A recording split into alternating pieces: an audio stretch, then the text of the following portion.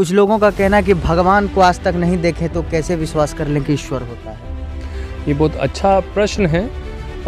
दो तरह के लोग प्रश्न करते हैं, एक तो जो भगवान को मानना ही नहीं चाहते, एक है जो भगवान को जानना चाहते हैं लेकिन उन्हें सवाल है। मैथमेटिक की गणना उसी से आर्यभट्ट ने शून्य निकाला है। शून्य वेदों में पहले से है। तो वेद इतना मैथमेटिक है, इतना साइंटिफिक है, तो उसको आप कहानियाँ कैसे बता सकते हो। अब आपको ये समझना चाहिए कि भगवान हमें क्यों नहीं दिख रहे। तो भगवान जैसे वैदिक शास्त्र में बताया गया है कि वो अपने जीवन में नियमितता नहीं डालेगा तो कभी सफल नहीं हो पाएगा, और उसके लिए उसको मन को नियंत्रण करना पड़ेगा। और मन को नियंत्रण करने के लिए उसे भगवद गीता पढ़ना चाहिए और भगवान का नाम लेना चाहिए।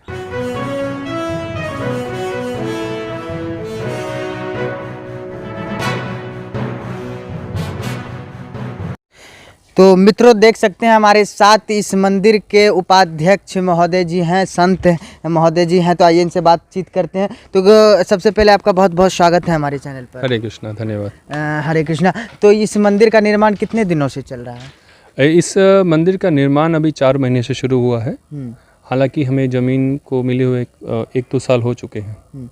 अच्छा, ये जो मंदिर बनता है तो सरकार फंडिंग देती है या फिर चंदा या शुल्क? देखिए, मंदिर लोगों के सहयोग से बनता है। सरकार इसमें कोई फंड नहीं देती है, लोगों के सहयोग से मिलता है। आप और समाज के लोग ही फंड देते हैं, उसी से ये मंदिर बनता है। और जहाँ पर है इस्कॉन की संस्था, वहीं से चंदा उठाकर इसे मंदिर को बनाती है। इसलिए जितना जल्दी लोग सहयोग करेंगे उतना जल्दी ये मंदिर बनेगा। अच्छा, इसका मतलब कि जब पेमेंट ख़त्म हो जाता है तो इंतज़ार करना पड़ता है फिर से? जी हाँ, बिल्कुल। अगर कोई दान नहीं आ रहा है तो मंदिर का काम रुक जाता है। अच्छा, ये मंदिर कब तक बन जाएगा? देखिए, अगर सबका सहयोग रहेगा तो हमारा मतलब कि जो अभी जो हमने प्लान किया है उस हिसाब से 2025 के पहली तिमाही में इसका उद्घाटन हम करने का प्रयास करेंगे। 2025 तक लग जाएगा। इसका मतलब कुछ भव्य मंदिर का निर्माण हो रहा है? जी हाँ, लगभग 10 करोड़ की लागत से ये मंदिर बनेगा। और इसमें बेसमेंट रहेगा और फर्स्ट फ्लोर पे किचन रहेगा, जिसमें हम 5000 लोगों का भोजन इकट्ठा बना सकेंगे, ताकि हम समाज की कुछ सेवा कर पाएँ। जिनको हम गरीब लोगों को 5 रुपये 10 रुपये में हमको भरपेट भोजन करवा पाएँ, ये व्यवस्था भी रखेंगे। और यहाँ पे हॉल रहेगा जिसमें 500 लोग इकट्ठा भोजन कर सकेंगे। उसके ऊपर एक हॉल रहेगा जिसमें लोग अपना कार्यक्रम भी कर सकते हैं, और हम मंदिर के लिए कथा वगैरह के कार्यक्रम का व्यवस्था वहाँ पे रहेगा। उससे ऊपर भगवान का मंदिर रहेगा जिसमें मार्बल बहुत अच्छी क्वालिटी का लगेगा, लकड़ी की नक्काशी होगी, बहुत अच्छे अच्छे पेंटर बुलाए जाएंगे बंगाल से, और बहुत ही भव्य तरीके से उसको बनाया जाएगा। उसके ऊपर गेस्ट हाउस रहेगा जिसमें 10 कमरे रहेंगे, जिसमें भक्त लोग जो आते हैं वो ठहर भी पाएंगे। अच्छा, मतलब कि कोई भी व्यक्ति आकर यहाँ पे रहना चाहते हैं तो उनके लिए सब कुछ निःशुल्क होगा? नहीं, निःशुल्क नहीं होगा। यहाँ पर जो जैसे हमने बताया कि जो रूम है उसका एक व्यवस्था रहेगा, उसका एक चार्ज रहेगा, ताकि उसको मेंटेन किया जा सके, ताकि हम जो भी सेवा का काम है गरीब लोगों के लिए हम कुछ व्यवस्था हो सकता है ऐसा करें जिसमें उनको काफ़ी कम लगे। लेकिन जो भी नॉर्मल व्यक्ति है उसको चार्ज देना पड़ेगा। चार्ज देना पड़ेगा, और वही चार्ज पुनः मंदिर में लगाया जाएगा? मंदिर में और समाज सेवा के कार्यों में लगाया जाएगा। जैसे हम गरीब लोगों को भोजन कराते हैं, बच्चों को शिक्षाएं भी देते हैं, यंग लड़कों को हम क्लास करवाते हैं, उनको प्रसाद खिलाते हैं। बुरी आदतों से कैसे बचे, नशे से कैसे बचे, उनके लिए हम क्लासेस भी करवाते हैं बच्चों के लिए। अच्छा, 1-2 लाइन का मोटिवेट क्या करना चाहेंगे आजकल के लड़कों को? लड़कों को हम ये मोटिवेट करना चाहेंगे कि देखिए, आपका जीवन का लक्ष्य आपको चुनना पड़ेगा। जीवन का लक्ष्य सिर्फ और सिर्फ धन कमाना या फिर एक नौकरी प्राप्त करना नहीं, ये तो साधन है धन कमाने का। धन से आपको अपने परिवार की ज़रूरतें पूरी कर सकते हो, अपनी ज़रूरतें पूरी कर सकते हो, लेकिन इसका अंतिम लक्ष्य खुशी है। आज के समय में क्या हो रहा है, व्यक्ति मोबाइल को जो पढ़ाई करने के लिए यूज़ करता है उसमें वो फेसबुक और व्हाट्सएप में इतना फंस जाता है, गेम में इतना फंस जाता है कि वो उसी को लक्ष्य मान लेता है। अपनी ना तो पढ़ाई कर पाता है, ना तो परिवार के लिए कुछ कर पाता है, बुरी आदतों का शिकार हो जाता है। तो मैं सबसे पहले चाहूँगा युवाओं को एक शिक्षा देना कि वो अपने नियमित जीवन जीना सीखें, ये उसके लिए बहुत ज़रूरी है। गुरुजी, एक सवाल मेरे मन में बहुत दिनों से है, बहुत पनपता है ये सवाल, फिर इस सवाल को दबाता हूँ फिर पनप जाता है। कुछ लोगों का कहना है कि भगवान को आज तक नहीं देखे तो कैसे विश्वास कर लें कि ईश्वर होता है? ये बहुत अच्छा प्रश्न है।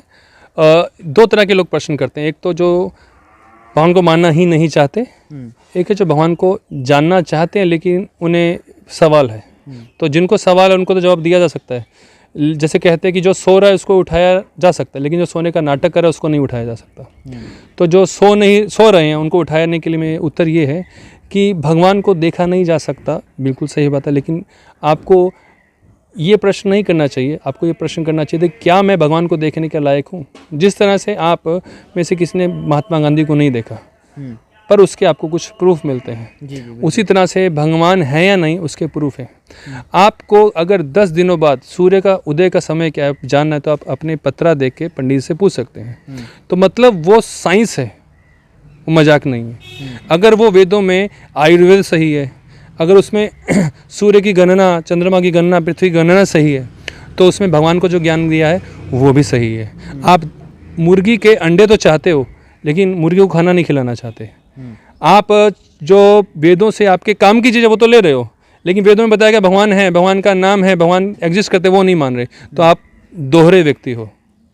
वेदों में वैज्ञानिक पक्ष भी है, हर सारी साइंस वेदों से आई है, फिजिक्स, केमिस्ट्री, मैथमेटिक्स का नॉलेज वेदों में है। वेदों में मैथमेटिक्स की गणना, जैसे आप प्रधानमंत्री से मिलने की एक विधि है, आप कोई भी आके नहीं बोल सकते प्रधानमंत्री मेरे सामने प्रकट हो तो मैं मानूंगा प्रधानमंत्री एग्जिस्ट करता है। आप उसके पीए के पास जाएंगे, आप लेटर लिखेंगे, हो सकता है आपको समय दे, हो सकता है समय ना दे पाए, हो सकता है 1 महीने बाद का समय दे। उसी तरह से भगवान को मिलने का भी एक विधि है, उस विधि को पालन करेंगे, उस विधि को पालन करने के बाद भगवान चाहेंगे तो मिलेंगे, नहीं चाहेंगे तो हो सकता है डिले करें। प्रधानमंत्री का डिले 1 महीने का हो सकता है, भगवान का डिले कुछ सालों का भी हो सकता है, और चाहे तो आपकी भक्ति को देख के जल्दी भी आ सकते हैं। कोई उनको नियम में नहीं बांध सकता कि मैं यहाँ पे बैठा हूँ, मंदिर में आया तो मुझे दिखो तुम। श्रद्धा होनी चाहिए, श्रद्धा और विश्वास और भगवान पे, भगवान की कृपा के बाद ही भगवान दिख सकते हैं।